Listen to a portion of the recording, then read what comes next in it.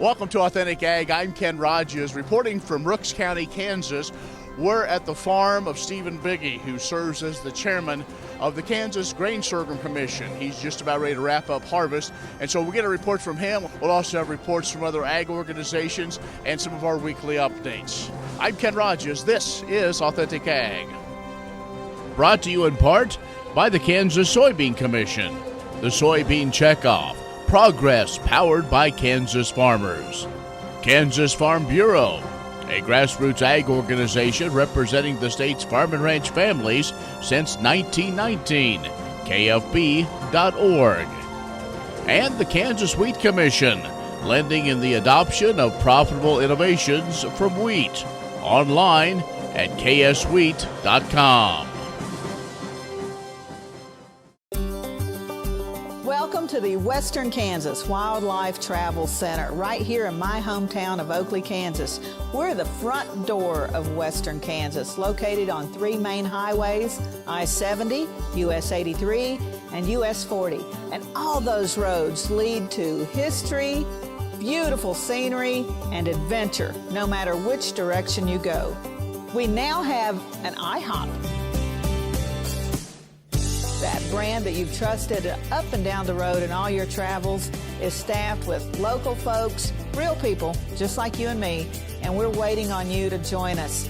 So for fun, adventure, fuel up, fuel your body, and let's have some fun.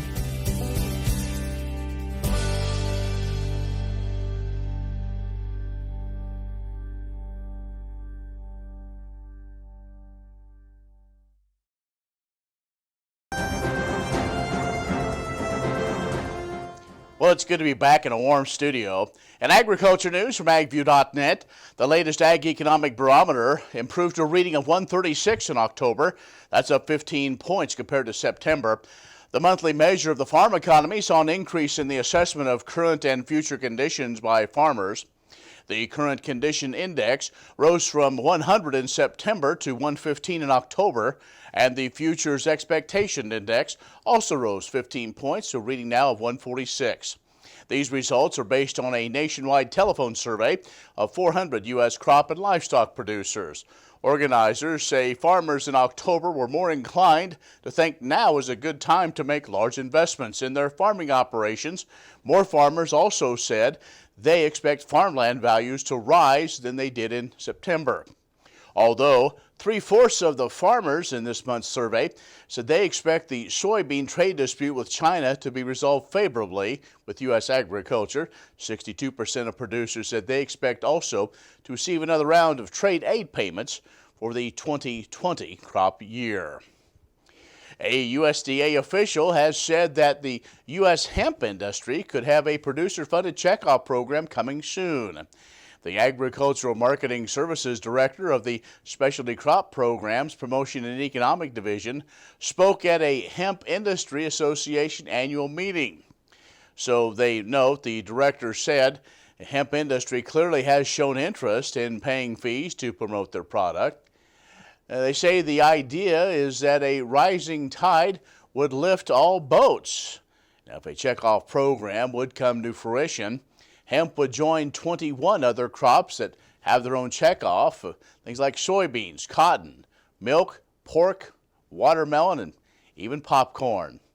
Growers would pay a mandatory fee to go into a fund that is used for research and marketing, and a checkoff then would benefit the emerging hemp industry struggling to get out from under the marijuana-related misconceptions. A checkoff program would also be seen as an endorsement from USDA, making hemp a legitimate crop with long-term potential. Now, thousands of farmers took the plunge into hemp production after the 2018 Farm Bill legalized production of the plant. Now, that flood of new growers is why some hemp farmers are struggling to find markets for this first post-Farm Bill harvest. Now, despite increasing demand from hemp-related products, the rush of new growers appears to have driven down prices. Well, in its new series of 10-year outlooks for corn, soybeans, and wheat, the Rabo Research Food and Agribusiness Group at Rabo Agrofinance is underlying some continuing long-term challenges for U.S. producers. Ending stocks, they say, will continue to be an issue for the crops, and for long-term trends for yield increases will make up the difference in the lower acre numbers, but demand should remain flat, they say. Now, these stocks will keep a lid on commodity prices. A major supply shock from another major weather year, for example, they say, could cause large price and acre reductions. Those reactions then would likely last only a year or two before acres and prices would return back to trend line.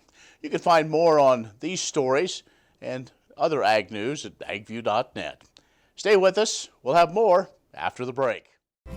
Kim Mannering with Hardy Insurance. Today we will talk about umbrella coverage. Did you know that if your cattle get out, you could be held liable for that? Call me. Let's have a discussion. 316-945-6733. Sure Crop Fertilizers was started by my father, Don Sherman, and my mother, Shirley Sherman. Family business that started in the 80s. We predominantly focus on plant nutrients and what we can do to give growers better responses with the fertilizer dollars that they do, and what we can do to make those things work better for the grower. We're based out of Seneca, Kansas. We work with growers in their soil analysis to figure out what they need, and then we can put those in a blend that gives them the best results, and so that we can deliver that direct to their farm so that they have those nutrients where they need them, when they need them, and so that they can apply them in a manner that's very efficient to them and works well on their planting systems and what they're doing. Sure Crop Fertilizers has been around for a long time. We always say we're big enough to take care of everything you need, but we're small enough to do it quickly. You can get a hold of us at 1-800-635-4743. Our website is surecropfertilizers.com, and you can always email me at Corey@surecropfertilizers.com, and with any questions you have, and we're glad to answer and work with you.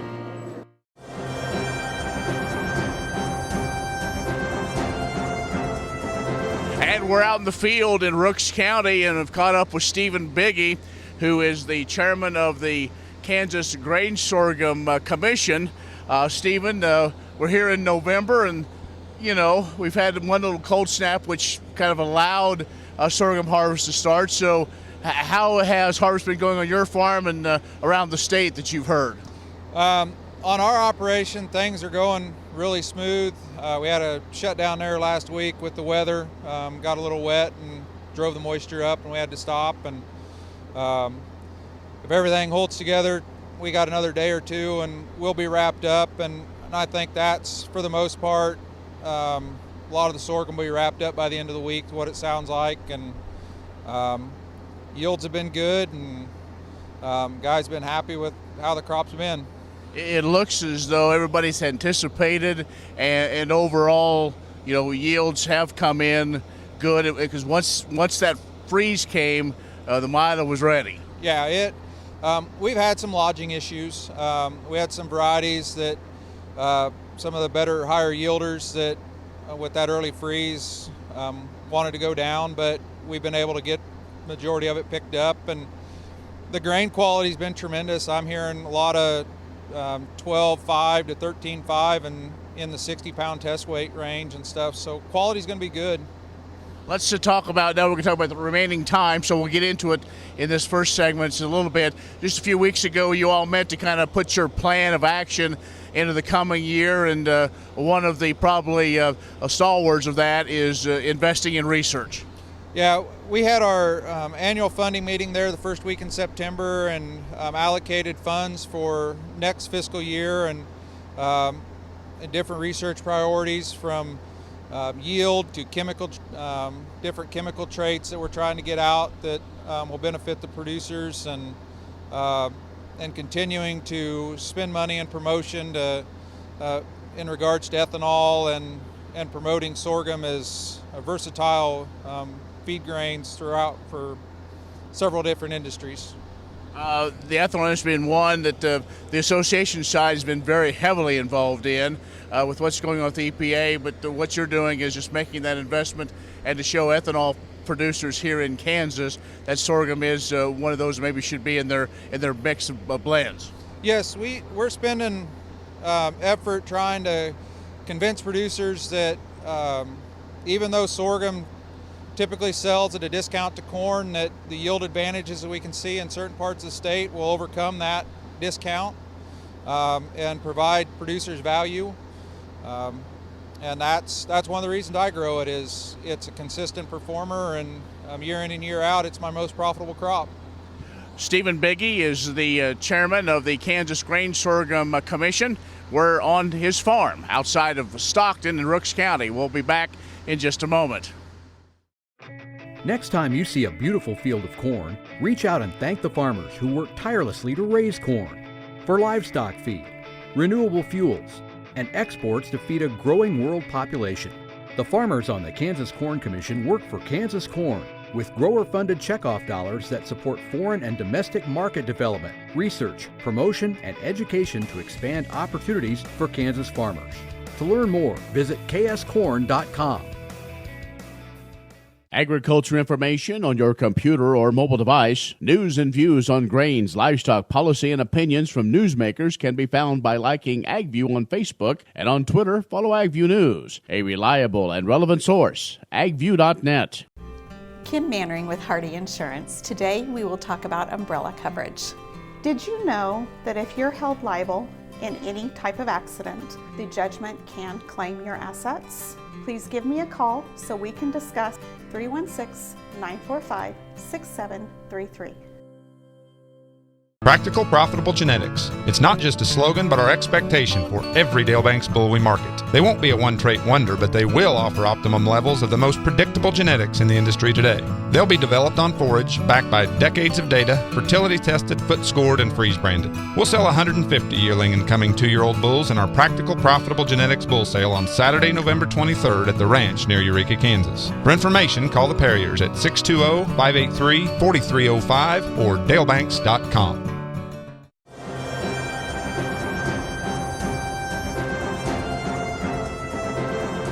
And welcome back to Rooks County, and Stephen Bigge, who is the chairman of the Kansas Grain Sorghum Commission, is with us this week. In fact, we're on his farm. He's just ready to wrap up the fall harvest, and as we've talked about, harvest has gone overall pretty well, and so that means planning and preparing for next year. And one of those things that the sorghum industry here in Kansas will be doing is having a series of roundtables to really get to the minds and hearts of producers looking at moving forward with sorghum in Kansas. Yeah. Kansas Sorghum is going to be hosting a series of roundtables throughout the state. The one in here in our area is going to be at Hayes here the first part of December. The purpose of those roundtables is to hear what sorghum producers are thinking and what sorghum producers feel are important for their operations and what they need to be successful, and what we need to do as an industry to provide them value. And one of the things that sorghum does, and of course, well, if folks don't know, Kansas is the leading sorghum producing state in the nation, and you have a leadership program, and many Kansans have taken part of that of leadership sorghum, and the next class is already ready to be finished up. Yeah, I was part of the initial sorghum leadership class. It's sponsored by the United Sorghum Checkoff.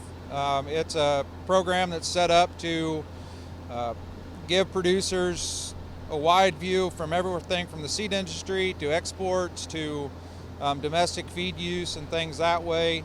And they're just wrapping up. They're going to have graduation here in December for this current leadership sorghum class, and it's a great program. It gives you a lot of information as far as sorghum production and markets and things that way. And if anybody would have any interest in that, I would encourage them.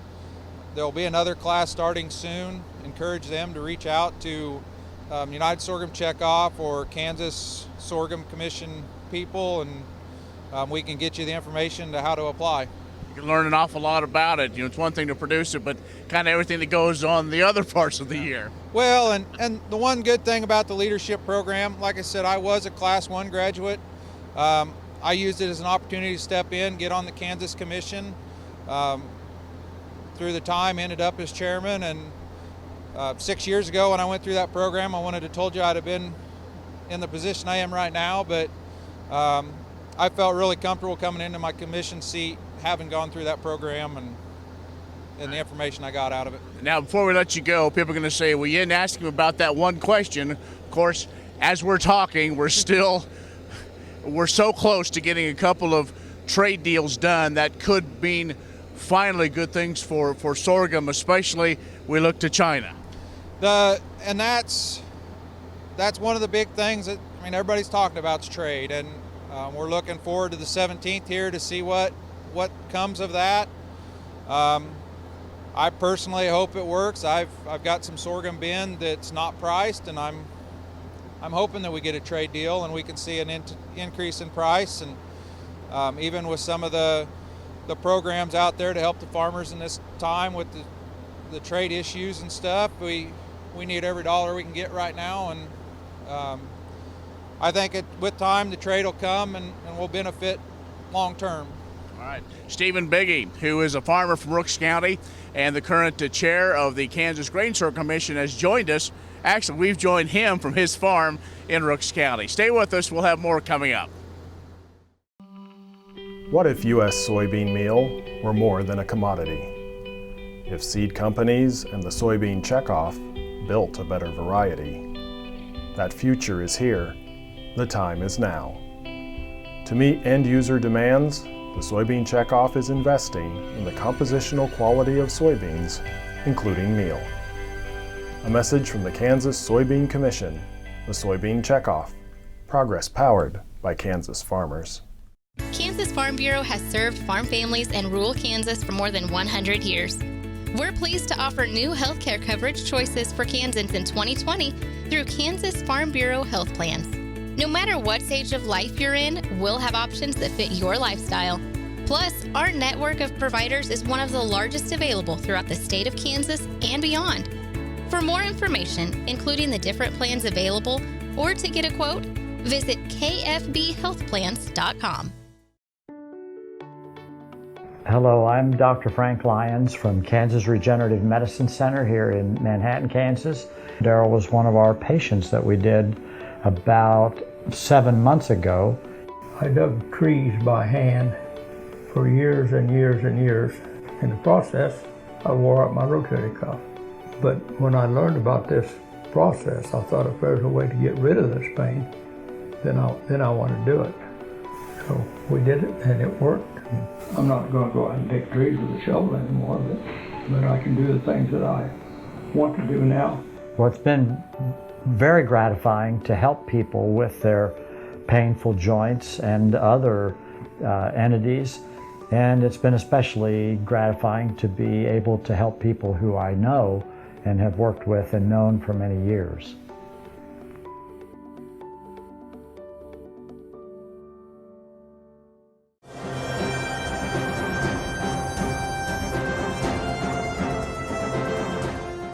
Yeah, I'm Elena Hansen from Concordia, Kansas. I'm a senior here at Kansas State University studying Ag Econ with a minor in agronomy.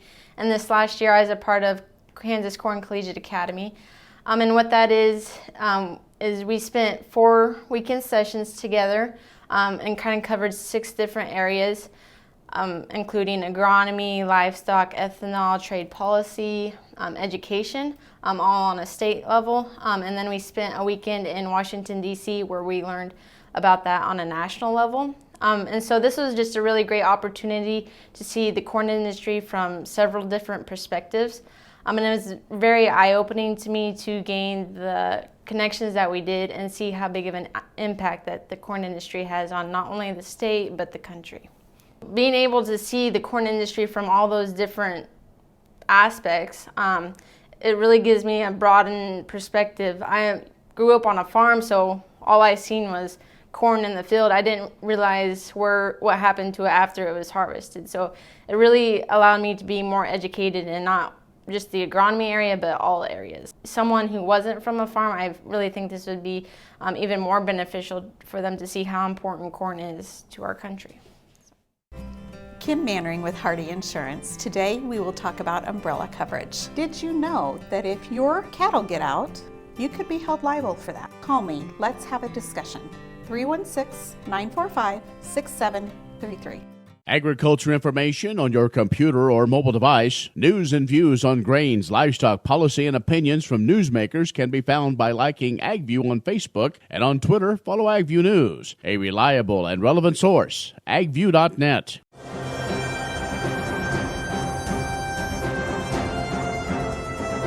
The Jack and Donna Veneer family continued their legacy of giving by donating $1 million to the Kansas Wheat Commission Research Foundation. The Veneer family said, "Wheat is something that touches lives from across the world every day, from the Kansas farmer to the suburban mom to children in developing countries.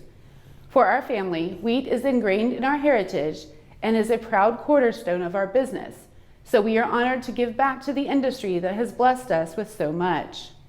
In recognition of the Veneer family's forward-thinking gift, the Kansas Wheat Alliance has named a new wheat variety, KS Western Star. John J. Veneer had a bold passion for the milling industry, and through saving and hard work, was able to afford a then-struggling Western Star Mill Company in 1925. As his business began to expand, so did his family, which includes Jack and Donna Veneer, as well as their children, Marty, Mary, and John, the generous individuals who have now given a gift that will shape the Kansas wheat industry for years to come. This generous donation is a pillar of the Kansas Wheat Commission Research Foundation's Field Forward campaign. The foundation allows private individuals in all segments of the wheat industry to support wheat research through tax-deductible gifts. With supporters like the Veneer family, the Kansas wheat industry will continue to honor the heritage that unites us all. For more information about the Research Foundation, visit fieldsforward.org. Practical, profitable genetics. It's not just a slogan, but our expectation for every Dale Banks bull we market. They won't be a one-trait wonder, but they will offer optimum levels of the most predictable genetics in the industry today. They'll be developed on forage, backed by decades of data, fertility tested, foot scored, and freeze branded. We'll sell 150 yearling and coming 2-year-old bulls in our Practical, Profitable Genetics bull sale on Saturday, November 23rd at the ranch near Eureka, Kansas. For information, call the Perriers at 620-583-4305 or dalebanks.com. The Kansas Wheat Innovation Center in Manhattan is rediscovering ways to get improved varieties and new genetics in the hands of farmers faster. Grower-led and checkoff-funded research initiatives are bringing about positive change. This grassroots leadership provides a strong voice in Topeka and Washington, D.C. Now is the time to partner with Kansas Wheat in moving wheat forward. Kansas Wheat Commission and Kansas Association of Wheat Growers. Farmers investing in their future and yours. Log on to rediscoverwheat.org.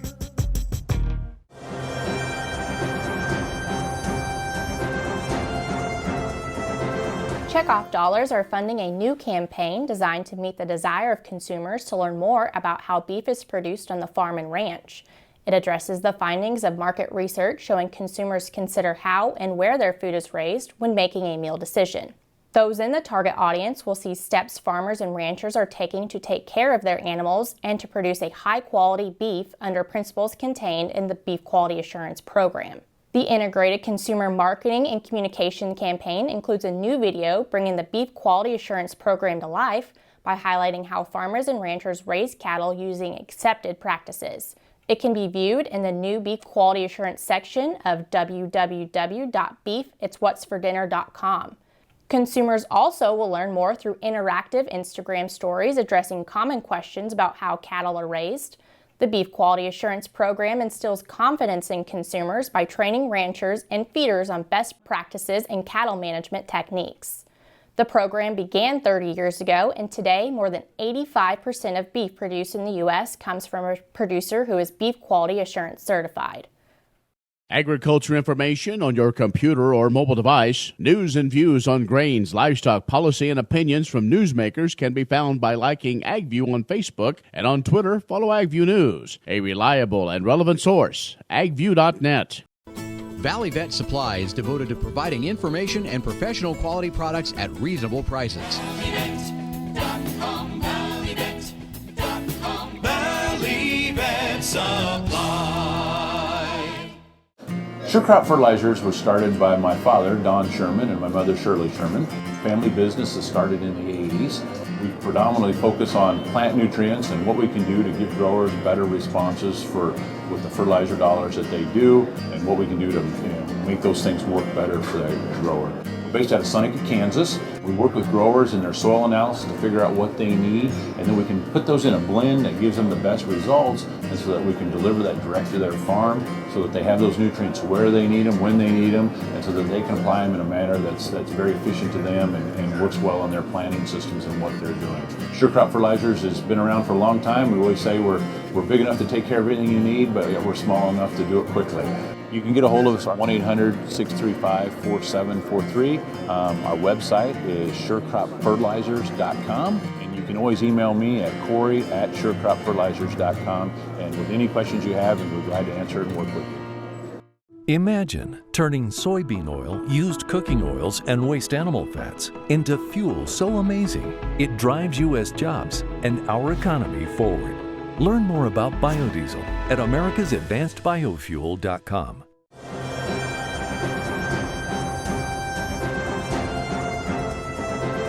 Good morning. My name is Aaron Summer, and I am here to talk about the cash grain markets. Corn basis seems like it has been abnormally strong for this time of year around the Midwest. I feel like the slowness of harvest may be contributing to this, but may see it start to weaken as guys finish up beans and switch back to corn. USDA had corn harvest at 52% complete this week, well behind the 5-year average of 75%. With weather seeming to be favorable going forward, producers should be able to get a good bit of corn shelled. Yields on corn have been varied. Some guys are very happy with their yields, while other guys are a bit behind from what they were expecting. Soybean basis has been interesting as well. In the larger markets such as the KC area or St. Louis area, basis seems to be pretty strong considering the type of harvest we have had. However, as you get going out in the country, basis still seems to be struggling and is not that impressive. Bids have recently rolled from Nov to Jan, and many traders didn't take the full carry, increasing the cash price for beans. I would look for basis to start creeping back to pre-roll levels. The possibility of a trade deal with China and strong carries in the bean market could be the cause of higher basis through a stronger harvest. Yields on beans were impressive, and most guys seemed very pleased with the outcome. USDA had harvest at 75% complete, 12% behind a 5-year average. Traders seem like they are still trying to get through fall harvest before they start focusing on wheat again. If you have wheat, they still bid on it. Protein premium should still be there for those with protein in their wheat. I would suggest that you know what your protein is before approaching a buyer to maximize your bid. If you have any questions or are looking for selling advice, give us a shout at 888-452-8751. Thank you. And that's our show. If you have questions, comments, or possible folks to talk to, you let me know at kenrahjes@gmail.com. Thanks for joining us for Authentic Ag. We'll see you next time.